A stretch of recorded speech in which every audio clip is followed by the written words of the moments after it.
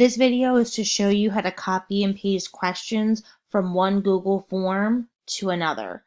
So first you're going to add a question to the bottom of the current existing Google form. Then on the right side, the second icon that kind of looks like a piece of paper with an arrow pointing, if you hover over it, it says import questions. You click that, and then your previous Google Forms that you've created will be there.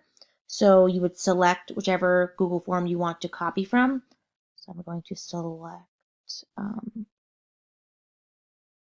this one, click select, and you can manually select the questions you want to pick from, or if you want to just select them all, click the select all and then unclick the ones you don't want in there.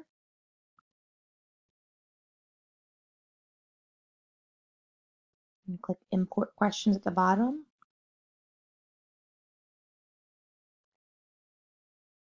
And it should pop right in there for you.